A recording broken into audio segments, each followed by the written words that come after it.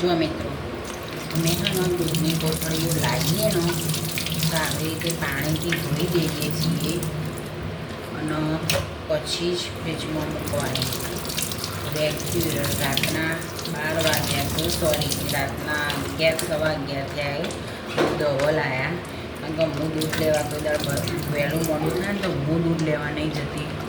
કારણ કે મારો છોકરું છે ને એટલે મને દૂધ લેવા જવું કંટાળો આવે છે. હું નહીં જતી, મને હેડિંગ જવું નહીં ગમતું. એક્ટિવા લઈને ફરી લઈશું ને મને દૂધ લેવા જવાનો કંટાળો આવે છે. એટલે મિત્રો આપણે છે ને દૂધની કોથળીઓ રાત્રે મોડું વહેલું થાય આવે આમાં 4 દૂધની કોથળીઓ રોજ 4 દૂધની કોથળીઓ લાવી દેવાની. છાશનું દૂધ પછી એને ને ફ્રીજમાં મૂકી દેવાનું શાંતિથી. પછી સવારે ચા પાણી કરવાની. એટલે આપણે કોઈ દિવસ દૂધ લેવા જતા નહીં.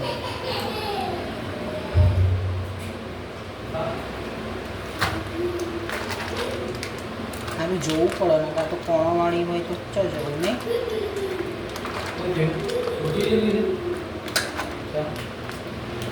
કશું તૂટેલું નહીં, કોથળીઓ ધોઈ નહીં.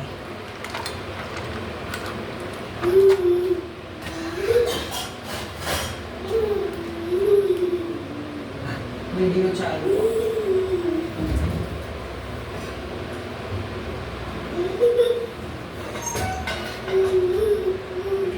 મિત્રો અમારે રેગ્યુલર દૂધની કોથળીઓ રાત્રે વહેલું મોડું ગમે ત્યારે થાય ને તો હું દૂધ લેવા નહીં જતી. રાત્રે ગમે તેટલા વાગે આવે એટલે અમે દૂધ લાવી લાવશે.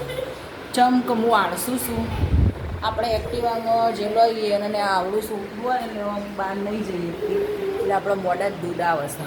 રોજ 4 કોથળીઓ દૂધની ને 1 છાશની કોથળી આવી જ જાય. મેં કીધું લાવો આજે આપણે દૂધનો વિડીયો ઉતારીએ. જો રાતના વાગ્યા છે 11:30. હવે જમવા બેસીશું ભાખરી અને શાક.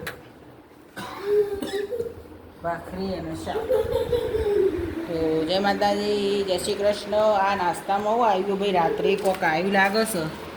શું આ? ઓહો, રાત્રે ફરારી કે એવડું ના શું છો? ડુંગળીનો પુલાવ શકશું? ઓહો, પુલાવ આયા. ખોલતા આપણે ખાઈએ. લે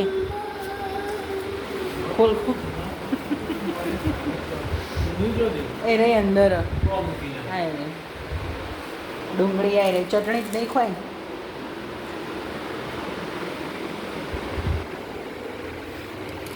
રાઈસ લાવવા હતા પેલા ડાયરેક્ટ મૂકી દે કોથળીમાં અંદર. પેલું મારા મિત્રોને બતાવી દઉં પહેલાં. જો રાઈસ રાત્રે 11:30 વાગે ગરમા ગરમ રાઈસ આવ્યા છે મિત્રો. ચાલો ખાવું હોય તો આવી જાઓ. ભાખરી, શાક અને રાઈસ. મેં તો 7:30 વાગે 8 વાગે ખાઈ લીધું. રાતના 8:30 વાગ્યા. જો રાતના 11:30 વાગ્યા. 8:30 વાગે ખાધું તો મેં. રોજ 2 રાઉન્ડ થાય પછી શરીર ઉતરા આપણું ના ઉતરો. ચાલો મિત્રો જમવા. જય શ્રી કૃષ્ણ, જય માતાજી. વિડીયો ગમો તો પ્લીઝ લાઈક સબસ્ક્રાઈબર કરજો. Thank you.